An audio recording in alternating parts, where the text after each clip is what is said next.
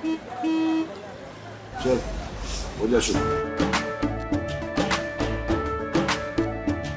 केसरिया से मन जोगी हुआ रे, दिल झूमे देखो पतवारा हुआ रे, दिल झूमे देखो पतवारा हुआ रे। हर पल मनाओ केसरी त्योहार। विमल, बोलो जुबान केसरी।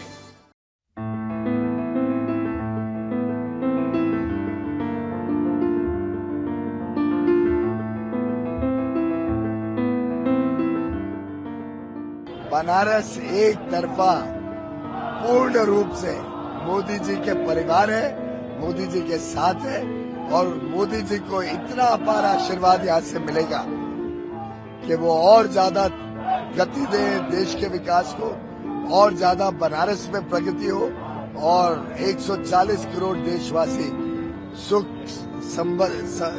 से और बड़े सुकून भविष्य, उज्जवल भविष्य की तरफ तेजी से बढ़े। सर, आज व्यापारी वर्ग से भी आप मिलने वाले हैं, आप कॉमर्स मिनिस्टर भी हैं, आप पूरे बहुत अच्छे से जानते हैं जिस तरीके से तमाम जो व्यापार आगे बढ़ा, उस पर क्या कुछ कहना चाहिए? देखिए, बनारस के लोगों ने हर संभव देश की सेवा की है, देश की विरासत को भी संभाल के रखा है, संजो के रखा है और बनारस में जिस प्रकार से व्यापार बढ़ रहा है, आज पर्यटन बनारस का एक बहुत बड़ा आमदनी का साधन बन गया है। काशी विश्वनाथ के कॉरिडोर बनने के बाद करोड़ों लोग आज बनारस आते हैं और यहाँ की अर्थव्यवस्था को बल देते हैं। मैं समझता हूँ निर्यात में भी जो बनारस का योगदान है, इन सबको जोड़े तो विकास की गंगा बनारस में बहुत तेज गति से बह रही है। अब हम इससे आगे चल के और तेज गति देंगे। सर, इस इलेक्शन में हमने देखा इनहेरिटेंस टैक्स की बात हुई, कई सारी इस तरीके की बात हुई, पाक भी इस इलेक्शन में आ गया, इंटरेस्ट लेने लगा, कैसे देखते हैं? देखिए, प्रधानमंत्री नरेंद्र मोदी जी ने लगातार 10 वर्षों में लोगों के ऊपर जो टैक्स का बोझ है वो कम करने का प्रयास किया है। प्रधानमंत्री मोदी जी ने 10 वर्ष में लगातार लोगों तक सुविधाएं पहुंचाई हैं अलग अलग योजनाओं से, बिना भेदभाव के।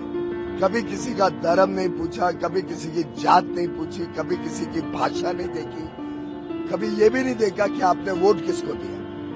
बिना भेदभाव आज 140 करोड़ लोगों तक विकास की गंगा बही है। चाहे 80 करोड़ गरीब या निम्न मध्यम वर्ग लोगों को मुफ्त में अनाज देने की बात हो, 55 करोड़ भाई बहनों को मुफ्त में स्वास्थ्य सेवा देने की बात हो, और अब तो आगे चल के 70 वर्ष की आयु से जितने लोग 70 वर्ष से ज्यादा है, सभी को आयुष्मान में मुफ्त स्वास्थ्य सेवा मिलेगी।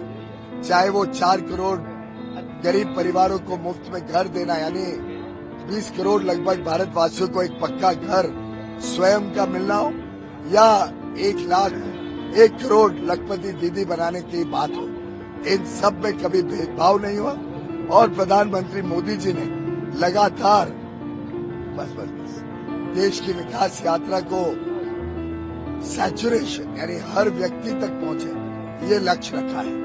विपक्ष तुष्टीकरण की राजनीति, विपक्ष ने जिस प्रकार से देश को बांटने की राजनीति, कभी बात करते हैं हम संपत्ति का ब्यौरा लेंगे, कभी बात करते हैं हमारी चमड़ी के रंग के हिसाब से देश को बांट देते हैं। एक उनके माननीय सांसद कर्नाटक के, जो वहाँ के उप मुख्यमंत्री के भाई हैं, सुरेश, माननीय सुरेश जी कहते हैं दक्षिणी राज्यों को भारत से अलग होने का सोचना पड़ेगा।